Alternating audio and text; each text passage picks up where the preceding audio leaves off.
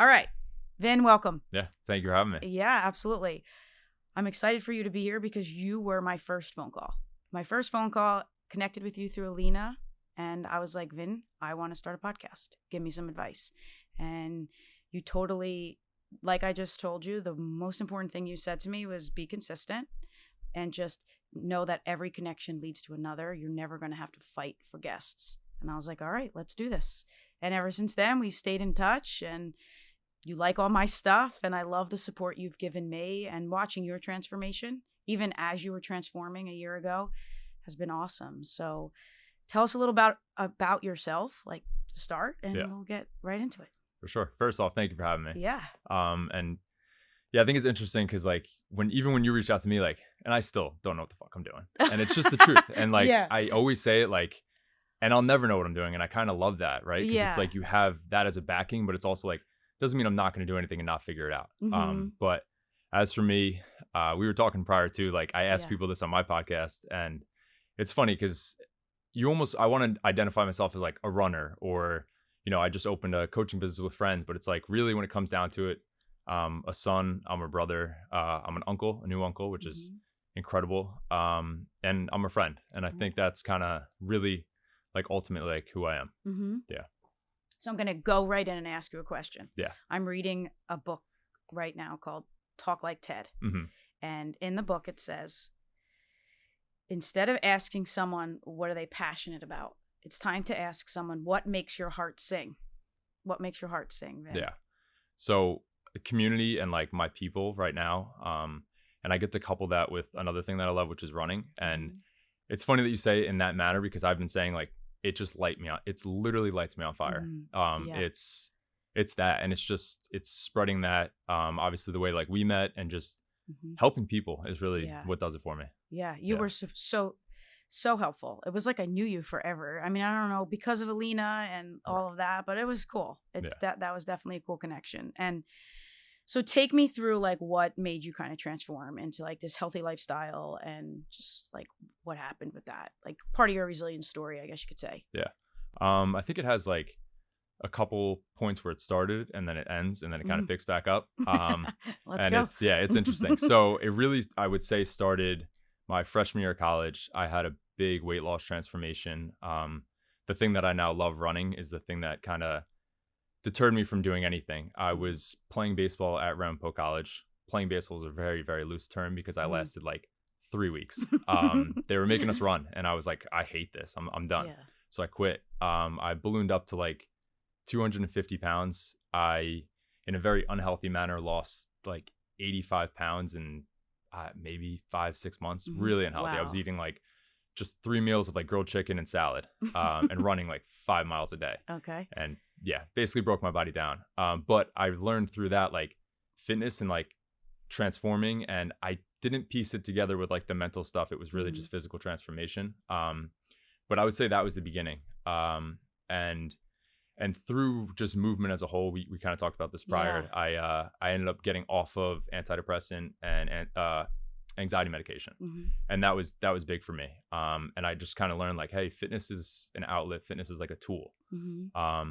And yeah, I mean, then COVID came, so kind of just always stuck with the gym.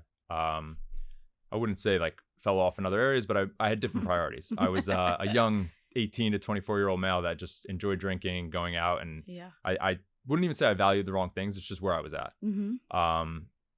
So then COVID came, and I was like, all right, I have a couple options here. I was working as a police officer in Jersey City and just seeing craziness. But I was like, I have friends drinking on Zoom. I have fitness, and I had a buddy that had a gym in his basement, and I was like, fitness just seemed like the option.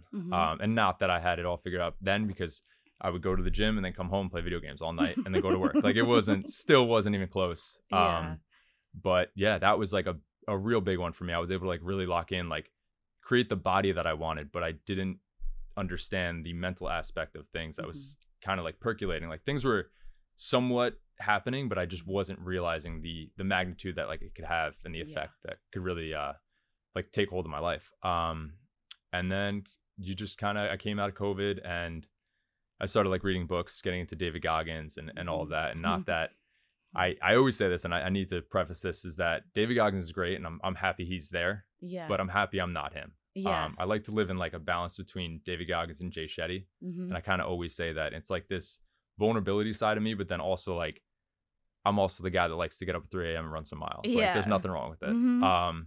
But yeah, so then I would say I switched careers, went from police officer to mortgage loans, and that's when I really started to find like self-growth and Mhm. kind of dive right in. Yeah.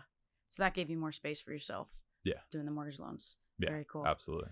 That's awesome. And now you're picking up your mileage. So what are some like milestones that you've reached that I've seen in the past like year or so? Yeah. So physically, I am kind of crazy. Like, and It's okay. it's crazy. It's not even crazy in my world anymore, which is like the coolest part. Like I talk to my Yeah. friends and like this is normal. Mm-hmm.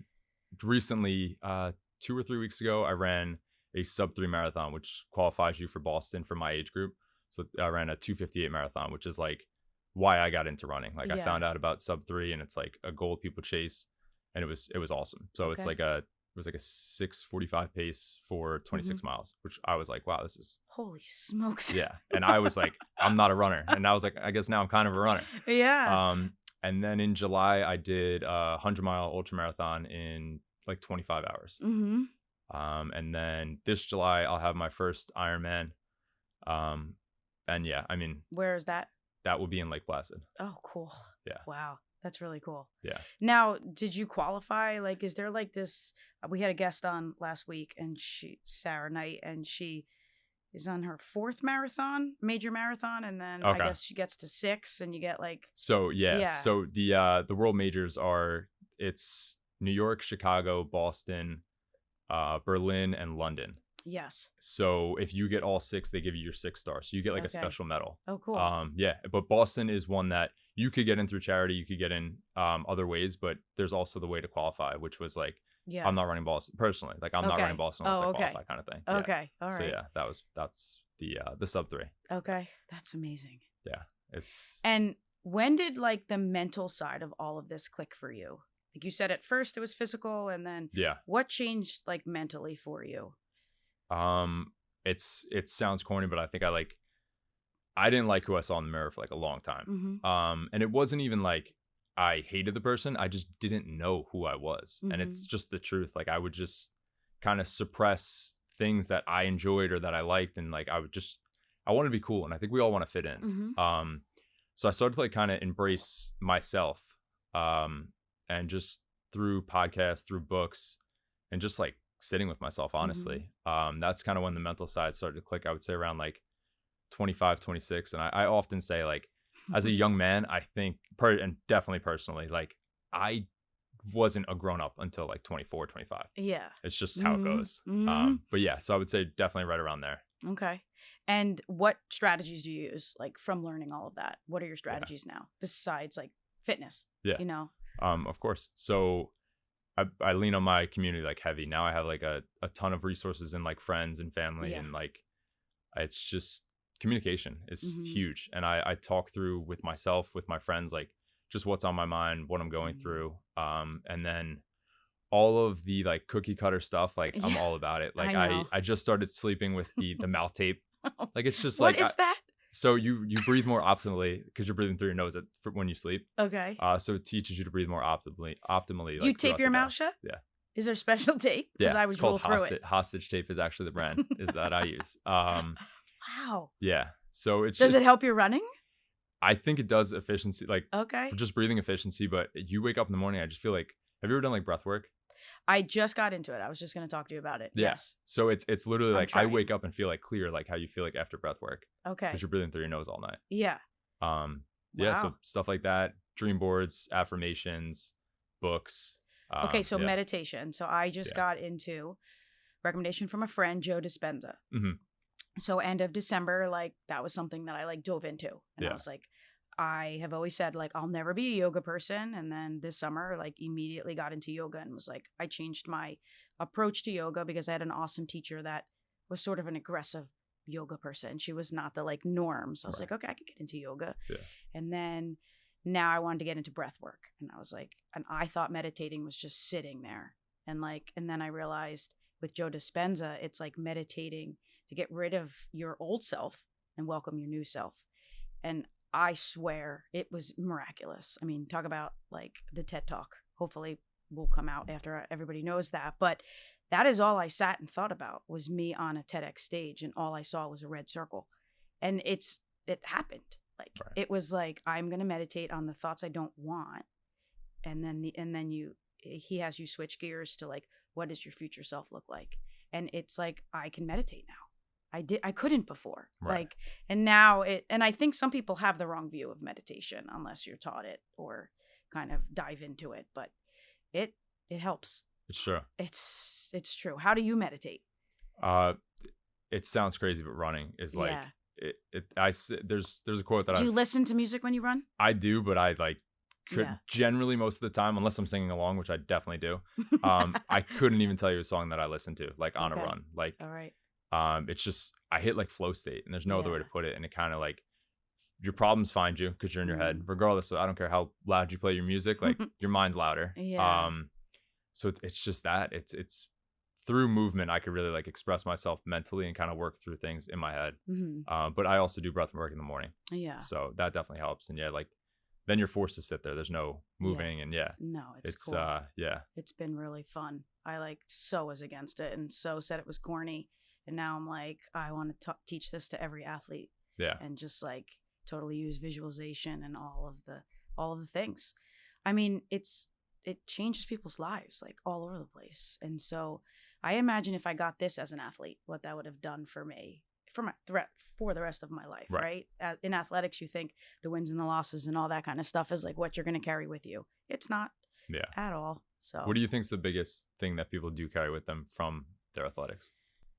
I think that what it should be is mental toughness, is that you got through something that you couldn't. I think community and your teammates. I think we need to do a better job of taking a culture and making value each other. I mean, my high school teammates, and as corny as it sounds, I'm 47 years old, are still some of my best friends. And I wouldn't be where I am without them. And people are like, oh, you're stuck in high school. No, I'm not. Like, honestly, like they were there and that connection is still there because we valued it. And they don't have that now. Like they don't value it. It's like, okay, well, I just play a sport and they're just my teammates for now. And I don't really like them because of these reasons. And I don't really have to talk to them. But I think that that's the biggest thing that you can get from athletics is community. Mental toughness needs to come back. I mean, you need to learn to be resilient, you know, and with the transfer portal, with changing coaches, which being able to play whatever school you want to play at, I think it's ruining it. But I think it can come back if it's a focus, definitely. And I would say the last thing with athletics is the fact that you did something that you didn't think that you could. And that's what life is going to be, doing something that you didn't think you could and taking the risk to do it. So and if you want to look at it that way, then it'll make a difference in your life. But if it's a negative experience, then it's not. And that's part of All In. I'm so glad you asked me because that's what I want to change. I think every athlete should have that experience because at some point or another you need it. You know, I think it's important. It makes you become vulnerable. And every athlete deserves it. Some do get it, you know, they do. And some think athletics is like the worst thing ever and they never want to be defined by it again. Yeah. That's not me. It's interesting. Yeah. I'm still using my college number as my email address. It's awesome. You loved it. I loved it. I just did. And it wasn't easy, but it just loved it. Yeah. I mean, but you know, do you have like mental stuff that goes on as an athlete that you ever know if you can deal with? Yeah, sure. Then you deal with it. Yeah, it's true. You know what I mean? So my question is, besides running, what do you do for fun? It's a great question. And this is another one. Like I trip off thinking about it, but I'm like, how did I even spend my weekend? And just for example, I ran all morning. Like literally, I think I hit 40 miles on Saturday. With just like a ton of different groups of people. So that's fun for me. And I know some people obviously don't find that fun, but I do.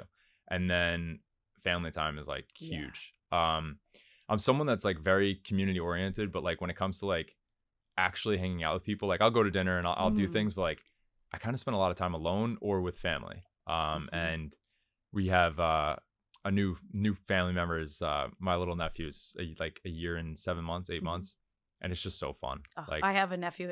He's 2. yeah, It's Luca. It's my whole world. yeah. Mhm. It's Mhm. I thought I was selfless. My family would argue selfish, very very selfish growing up, but I became selfless, and like this is just like another level of like Aw, all I want to do is like hang out with them. It's so that's cool. Yeah, so cool. yeah, it's awesome. So I would definitely say family, friends. I love music, listening to music. I'm not Mhm. talented at all. And then have a podcast with myself, and Yeah. I kind of it's just talking to people, learning people's stories, and then yeah, it's kind of it. There's got to be a word, because I totally agree with you. Like between introvert and extrovert, that defines like a person like us. Yeah, Like people are like, you could, your life of the party, you could talk to anybody. But if you ask me like what my favorite thing to do, it's literally being with my dogs and my husband on a right. couch, like watching a Disney movie. Like Yeah, if I don't have to go out, I don't want to, yeah. which is weird I know what you mean. because I love people. Yeah, But then like, I love that, just as much. And when I found out that I didn't have to be like everybody else, which I'm sure you can relate to, yeah, I was like, it became more authentic. yeah. 100%. It was eye-opening. And so, do you want to have a family of your own? Absolutely. Yeah, Yeah. yeah. Awesome. I wouldn't even say I was like hesitant about it, but seeing my nephew, I was like, now I need to have children. Yeah. Yeah, absolutely. It's a legacy thing. Yeah. Which I think is another lost art, is Mhm. leaving a legacy, which is really cool to me. Yeah, With him, I couldn't have my own kids, but like I look at him and I'm like, when I chose to leave my job, I was like, this kid needs to know a better Anch. yeah. No, I know Yeah. what you mean, and that's the same. Like I've been sober for probably a year and 8 months. Like he'll never see me drink. Mhm. And just like it's funny because people that I meet now and I tell them I'm very vulnerable and open about things in the past, they're like, there's no way. And I'm like, no, there is. And like go talk to my family, they'll tell you, because like they still remember me that way too. Yeah. But it's cool. And just something you hit on there like really is ringing through in my head, where yes, we could affect our obviously like our nephews and nieces greatly, but like the effect we could have on other people Mhm. is insurmountable. Mhm. Alina's had it on me, and it's Mhm. just been like a trickle effect in my life. Even this morning, for example, I mentioned earlier, Toby, who's a massage therapist that me and Yeah. Alina go to. She's more like family at this point. Mhm. But she just someone that was never really into fitness hardcore, and like the last few months, like she biked 100 miles one day. She Wow. biked 50 this morning, and like Yeah. it's not like me where like this is my whole life. I train for running, and like this is Yeah. what she picks up once a week and just goes and hits a 50-mile ride. Yeah. And That's this is nuts. a lady in her 40s who just like was never into fitness. So like Yeah. it's just like, and I'm not saying that I did that by any stretch of the imagination. She does all the work, but it's just empowering people. Mhm. And that's what we love to do with Mhm. obviously our family. Yeah. Yeah. So you just said you were sober for a year and 8 months. So I'm Yeah. going to like just be totally vulnerable and say like I started 75 hard, which we talked about, and I'm like 11 days in, and it wasn't that I felt like I had an alcohol problem, but I am learning that it was a coping skill of mine. And I've cried probably 9 out of the 11 days because I'm like, what the heck does one do at the end of a day? I work hard all day.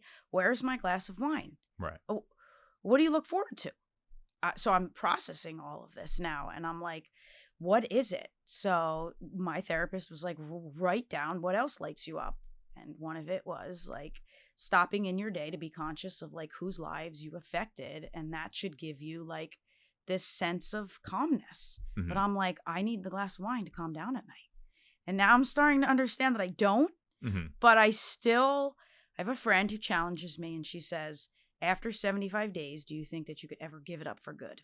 And my first reaction was, heck no, not a shot in hell. Right. Like I'm a social being. Like I love to go out and every now and then like drink, And she's like, I think you're gonna realize that you don't need to.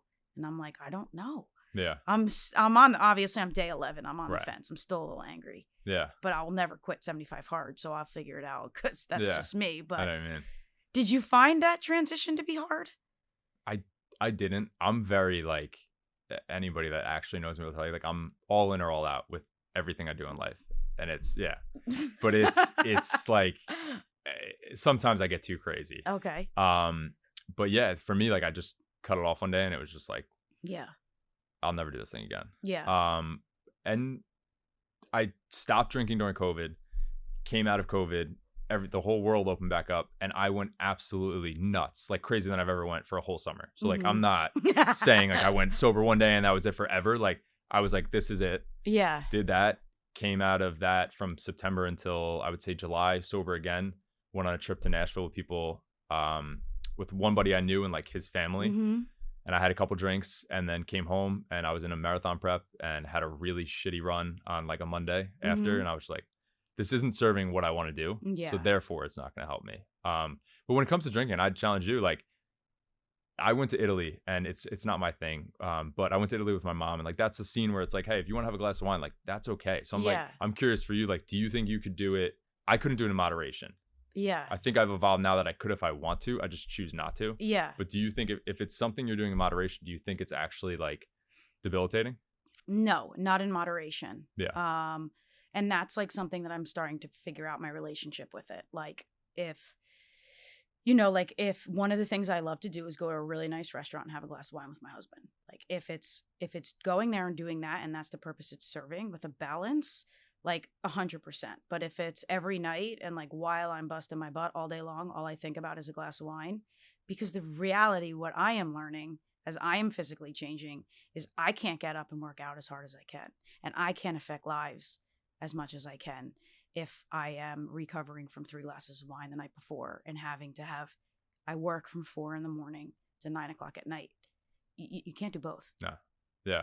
And you can't. Like, it's true. Yeah. And I also am doing it to be true, like, you know, not a fraud. Yeah. You know what I mean? Like if that is a coping skill of mine, then what am I telling anybody, like, and really teaching anybody really? And I'm like, I gotta identify with that. Like, that's a big challenge for me. And I think it's going to change me, because when I was speaking, I was starting to feel uncomfortable and get bubbled up in my words. Cause I was like, Andrew, what are you talking about? Like, that's not even you. Like you're leaving here and you're going to go have a glass of wine and celebrate this speech, and you're teaching people differently. And then that's when I was really like, I have to make a change, like 100%. So I think it's already starting to shift from like crying 9 out of 11 times. I've had a good 2 days. So we're heading in that direction. And it's funny because you had done a post and you talked about how, like, when you make the choice to not, like, how much more energy you have and how that changed for you. And that has to become stronger than the in the moment, you know, choice. It's true. It's a lot of my life is like delayed gratification. I think you could absolutely overdo delayed gratification and just not enjoy yourself at all. Yeah. Which I've definitely caught myself up in as well. But yeah, it's that where. So would you say before you were more instant gratification and then? Yeah, my whole life, especially when like drinking was in my life, it was Friday comes, get obliterated, Saturday get obliterated. Now I'm playing catch up until like Wednesday. I'm still going to the gym, but I'm not like making any progress. Yeah. And that's actually, you just kind of hit that as well, where it's just like, you never miss that. Like the fog never hits. Now when you're sober, like it's just a straight streamline through of like clear consciousness. Yeah, like I'm excited about that. Yeah, it's incredible. Yeah. But I honestly, like, I love hearing when people are more balanced with it. Yeah. Because I'm like, if it serves you and like you enjoy like a glass of, like, I didn't like the taste of anything. Like I'm drinking to be the drunkest guy at the bar. Like it's just how it went. Like a red wine for me is like, I love it. Yeah. Like it's but it has to stay there, you know, because that fog that's lifted from me right now is unbelievable. I mean, it's different. It definitely is. I mean, at first I was like, oh, my eyes are still puffy. Like I'm this, and my husband's like, you're a little older. I thought I was going to stop drinking and drink a gallon of water and eat healthy. And he's like, the wrinkles don't go away. People wouldn't be spending millions of dollars. And I'm like, damn, he's right. Like that's funny, that was another realization, was like, all right, that's not going to solve it. Right. And I won't get Botox. I'm going to own these wrinkles. I'm owning them. That's it. Yeah. Well, it's funny that you hit on that, because that makes me think of something that I often like think about, and just it's almost like, especially when somebody gets into self-growth and like self-development, you almost want to like optimize for a perfect life, right? And it's the same idea where like you're never gonna have that, and it's like being able to navigate a not perfect life is more important than trying to make everything perfect, because things just happen. Like you get a flat tire, like things just come. So Yeah. That's really true. And it was funny because you said before, like 75 hard can be good for some people, right, and not good for others. Yeah. You know, and like I think personality wise, it could take you to the whole nother level, and then make you feel like a failure if you don't have the ability to go and reflect and be like, okay, I couldn't do it because of this, so I'm gonna let that go. Yeah. Maybe try something a little bit in the middle. You know, I've failed 75. My sister was just talking about it this morning with me. I've completed it once, and then I did phase 1, and I think I did phase 2. I have started 75 hard 30 times. Not even kidding. And I was like, because what I would do is severe calorie deficit. Yeah. By 13 days in, I'm like absolutely as shredded as I could be. I'm probably at like 7% body fat. It's like, where do you go from there? It's like now you are on this strict diet, and you're not allowed to eat anything else. So like I would binge eat, and it would happen every single time. Yeah. So like for me, I was able to kind of get to a place where I was more balanced in my life, where I was able to do it. But yeah, I think for people that are all in, it could be a detrimental thing for sure. Yeah. But it's also a mental toughness thing where I'm like, I needed to learn how to follow through with what I said I was going to do. Because if I don't, then all of my dreams and the effect I want to have on people won't happen. So at the smallest level, the smallest detail needs to happen for the bigger details to happen. And I believe that strongly. So that is what's keeping me going. I have this like list of like 5 different, call them gratitude points, call them like pump me up points, but I'm like, I go back to them and I have them on my phone. I have them on my mirror, like the corny affirmation person. And I'm just constantly like, there it is. And then I'm praying and I'm like, let's go. And I just keep picking myself up. So, you know, I think love it. It's huge. Yeah. I think it's going to make a big difference. Definitely. Yeah. Well, I mean, if you can't show up for you, how are you going to show up for other people? And and you mentioned earlier, like the imposter syndrome thing. And it's like, you feel like an imposter when you're not doing the things that you say you do. And that's really what it comes down to. Yeah. It was so uncomfortable. Yeah. Most people can fake that. I can't. I'm like, it's written all over my face. You know, it's not healthy for me at all. It's so funny. I don't even know why I just thought of it, but when I was in like that crazy summer phase after I kind of found self-growth and fell out of it, I would be at a bar, like blacked out on the way home in an Uber, and post like a motivational thing. And I'm like, I'm hammered. It's like 2 a.m. But I'm like, really, that's me. But I'm not letting myself be that yet. Yeah. And then finally, I'm just like, let's go all in. Literally. Yeah. And that's what started to happen for me is really like, I think we talked about this too. Like putting stuff out there on social media. You had said to me, it doesn't matter like who likes it. If you affect one person's life, then you're doing the right thing. And you did say that to me. And I remember you saying that, and then constantly though having to fight with myself. Like, what are people saying that Ange is doing this? And I had to stop. I have such a funny thing to say to that. You've got it. Go ahead. So basically, like, obviously if you have a professional account on Instagram, and I'm sure you see it, like your videos get shared. Yeah. Like growing up, I had everybody does have like a ruthless group of friends, and like all we do is make fun of each other. Yeah. My family made fun of me. Like that's just what we did. My uncle like would pick on me. Like I was so used to that. So when you dive into this and you start really putting yourself out there, and again, a lot of this, like I do affirmations, like a lot of stuff is corny, and like I don't care. But I would see my videos get shared. And in the beginning, it like really would be, I'd be like, oh my God, I wonder what group chat I'm in. Like, I wonder who's talking about me. And now I look at that and like, it's an ongoing joke with my friends that I'm like, it's probably just a really attractive girl. Like, oh, this kid's cute. And it's like, is that what it is? Probably not. But like, if I could view it that way, who gives a shit? Exactly. So that's why I always laugh whenever somebody says that. Cause like, that's where my head goes. And I'm like, but we do have 2 ways to look at it. Right. We always choose the negative way to look at it. So you can make something. I love that. You make that up in your head. Yeah. It's crazy. The woman you're going to have your kids with. Yeah. It's the things that I like come up with. Like whenever I see it, I try and make up things. I'm like, oh, it's probably that. They probably just thought it was hilarious. Like whatever I said there must have been really funny. Like, it's just like, who cares? It really. How do you deal with the, those people that were in your life? Like, I mean, I don't know if they're completely cut out or like how was that for you? Like, so yeah, it's interesting. I mean, I really try not to cut anybody off completely. Obviously, people have different things going on. People just kind of go in different directions naturally. Sure. Where I'm at, like with what I do as a person, and as far as like the self-development and self-growth stuff and helping other people, I really take the burden on of the responsibility of like, it's my job to hold on to those relationships, because I was the one with them watching sports every weekend, going to bars. So like, I'm the one that wakes up and runs 40 miles on Saturday morning. Yeah. Like that's a drastic change for anybody to do. And like, it's not their responsibility to reach out to me because I'm the one that changed my like values. So like the burden's on me is kind of how I do it. I love that. And I really do try. Like I said, I mean, even like Saturday, so ran 40 miles, spent the night with like my family, my nephew, and then like, I think it was like 8:00 and like my parents went to dinner. I was in a bath by myself reading a book. And I'm like, I'm 28. Like this is like not the norm. And like, I get that, but I'm like, you know, Friday I reconnected with an old friend that I grew up with, and we probably get a meal probably once every couple months. Yeah. So I try and do little things. It is though. It's hard. Yeah, it's hard.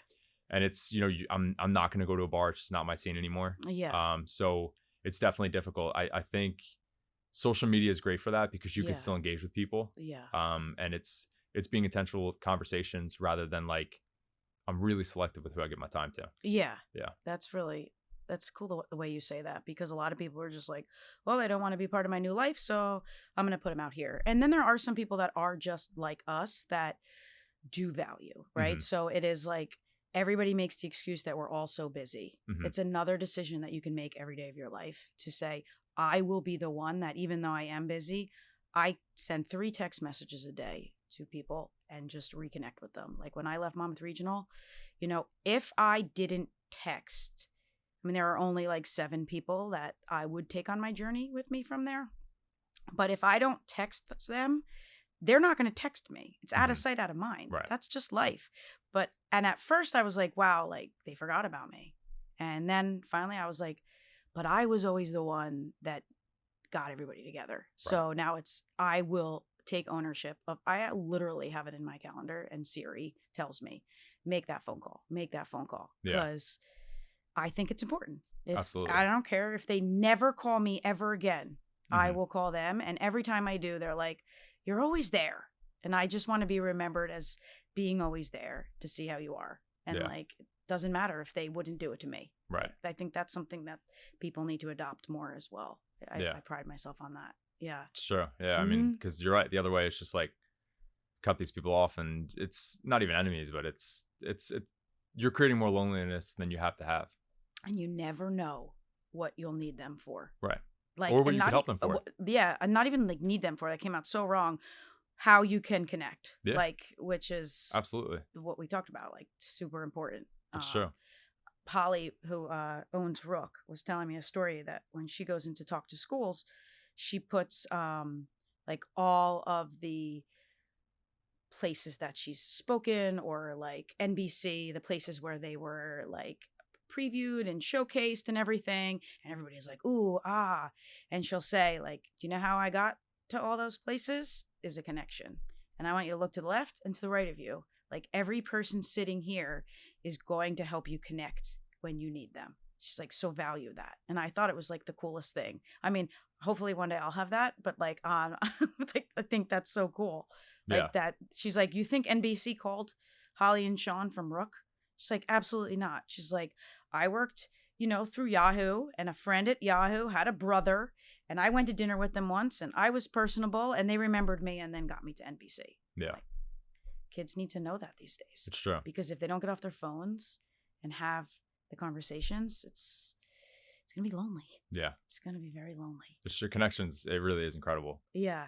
It's something that like I really like harp on in my own life, and not even for myself, but like to help other people. And I've just seen the value in it. Yeah. It's cool.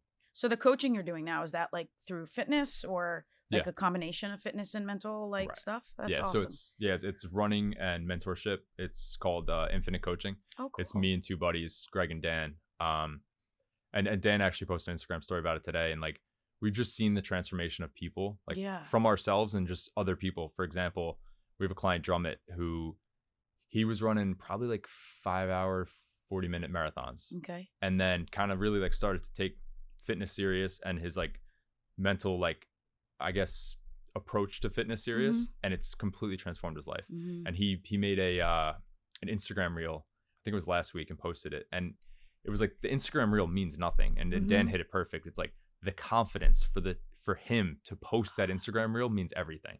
And then even his marathon times are reflecting as well. He went sub 4 in Philly, and now in October we're all going to run Toronto Marathon. And he's going to go sub 3:30. Yeah. And it's just like, you're not just changing people's running times and bodies. You're literally changing their mind. Yeah. And that's what we really want to hit on. Yeah. The self-confidence thing, that is so, that's such great perspective. Like, he really took that step and did that. Yeah. It changes you. Absolutely. From the inside out, 100%. Yeah. And people don't look at that. And like, when somebody is getting involved in it, it's like this whole, and it's scary. It's scary to want to change your body. It's scary to put the work in. But then, like, if they could see themselves in 6 months, and it's not about your body, or it's not about that. It's Sarah, who was here last week, had a very similar story. She said it wasn't, the best story is that all of a sudden she was talking, and she was doing events with us, and she came in as this very like quiet woman, and sweatshirt, sweatpants, and now she was involved in all of our social activities, and she was taking pictures of herself, and we were just like, you can't like put a number or a mile on it, but you can show people that, and that's different. It's changing lives. Absolutely. Yeah. And I mean, even for myself, like, it started with wanting to lose weight, and like, I remember sitting in my dorm room at Ramapo College being like, if I just had a 6-pack, like, my whole life would be perfect. And it's like, absolutely not. And then you get the 6-pack and you feel empty, and it's just like, but that starting is what like kind of just like bleeds into other areas of your life. And I always say, like, you shouldn't want to be David Goggins, but if you pretend to be David Goggins to get yourself started and then become yourself, you win. So like, whatever's just going to get you to move the needle, do it, lean into it. If it's a 6-pack, or it's you want a girlfriend, or whatever is going to lead to that physical transformation that you'll let bleed into the mental side of your life, like, go for it. So when you first start out with your clients, do you talk like about their why? Do you do absolutely a lot of that stuff? We send a questionnaire, and then that's honestly, we do an initial phone call, and that's kind of like, yes, I want to hear about, obviously running specifics and like a goal, and it's good to have a goal on the map because it gives you direction, but really, like, who is this for, and like, what will that person that reaches that goal be like, and kind of like define that. Do you have you ever had a client where you kind of knew they just weren't gonna make it because of their answers? I mean, this the whole like main premise of like that kind of stuff came from something called Active Life. There's a gym in Millstone, Motives, who a friend of mine, Mike, is the owner of, and we kind of adopted a lot of stuff from them and learned a lot from them. And they talk about all the time, it's firing clients, like, and this is, we have a high price point for the monthly coaching charge, and it's because we need committed individuals, and if we're not going to waste your time, we don't want you to waste our time. So it's very like, I mean, you need to know who you can work with, because at the end of the day, like, anybody could coach you to run whatever time marathon you want, and if you're consistent, you're going to hit it eventually. But it's like, what person do you want to become? And that's what we like to focus more on, for sure. I like the high price point thing, because that's something I'm working on. Is the fact that you want to be taken seriously, and you want to make it cheap because you want people to come to you. But then you have the wrong people coming to you. Because it's a lot to, it's a love and it's a passion to coach and counsel and do all of those things. But if you want to invest in yourself, then you have to invest in yourself. Absolutely. I think it's important. And I think, like, I mean, I've battled with it in the beginning. And we had a conversation about it, like, me and my two partners, and it's just, you can't sacrifice that, because then you'll saturate the culture. But it's tough, because also, like, you want to help people, and like, I do it not all day long, but like, I try and help people as much as I can anyway. But this is like a different avenue where it's like check-in calls and like set up appointments where it's like, we're really going to make an impact, and like, obviously nothing's guaranteed, but like, we're really going to commit to this. I like to saturate the culture line. That's true, though. Absolutely. You need like the avatar of the client that you're looking for, and it's obviously from person to person that's going to change, but the core values, I think, are what remain. I've definitely, in the past 2 years, like, I spent the money on a Tony Robbins life coach, and the investment, like, was totally worth it. And then, like I said, I invested money with the speaking stuff, and it pays for itself. And that's something that I mean, obviously testimonials and all that kind of stuff works and like to get it out there, but it's so true for people to just like say, because you're going to spend that money on something. Right. You really are. I mean, I even say that like if I didn't go out to dinner this many times or spend $3,000 in July last year on DoorDash, then I would already have that money. It's true. It's true. It's so true. Yeah. It's my friends, people who've recently came into my life, and I've had like my best friends come into my life in like the last year and a half, and they were like, my experience has went up since knowing you, but my wallet has been taking a beating because I've just gone so many trips. Yeah. I'm like, why do I have to run a marathon in New Jersey? I can do that every weekend. Yeah. So I was like, let's go here and there, and it's been incredible. But it's that where I'm just like, you're never gonna get this back. Like what is $200, $300 on a flight? Like it all comes back. It does. Yeah. Yeah. Because look what the connections you're building and the experiences you're having. So somebody's gonna want to talk to a guy that's gone and done that, than who's just running the, not that isn't a huge deal, running the marathons in New Jersey, but you're expanding your whole reach with that. Yeah. I believe in it. Like, look at the podcast studio. I mean, when we talked, we were like, I'm going to be on Zoom. It's not that big of a deal. And then I was like, came in here and I was like, no, this is a big deal. Absolutely. I want every person sitting here to be like, wow, this is really cool. Yeah. And I'll find the money to do that. Like, end of story. Absolutely. It's like dressing the part kind of thing. It is. Yeah. Like owning it. I believe in that. But I would argue too that you made a point earlier about the Tony Robbins thing, and it's anybody could go to the Tony Robbins event. You're putting those things into use. Like you're the one that's really making the change happen. Like Tony Robbins is definitely helping. Yeah. But people go to those events and like, all right, where's all the praise? Where's all, the connections, the clients, where's it coming from? But if you don't do the work, and that's what all of this is, right? The self-work where it's like, you have to do the thing. Oh yeah. It was a lot of work. And they, if you don't put in the work, they also are human, and they will be like, okay, you're not putting in the work. Like, then I'm not going to reach out as much. And then it was like, okay, like I spent $5,000. Like I'm doing every freaking exercise. Like that's it, you know? And I think you can attest to this too. Sometimes certain things that you do plant seeds that then you see the growth in like the next thing that you do. Yeah. So with Tony Robbins, big visualization guy, and it didn't make as much sense to me. And then with the Joe Dispenza thing, I was like, they're basically saying the same thing. Right. Like, and it's just, I think now at this point in my life, I'm able to see it more than ever, which is important too, because it's like people, we all want a quick fix. I'm not going to judge anybody that doesn't, but it does take time to see it for sure. So we're almost up, but I have 3 questions. First of all, what is your favorite book? Yeah, that changes like crazy. I would say like self-improvement, Slight Edge. Okay. It's I can't think of who specifically wrote it, but it's all about like 1% better every day. The compounding effect. Yeah. The reason why I want to know is because I got to read 10 pages of a book every day. Right. So I would like to know what Vin is reading in the bathtub. Appreciate it.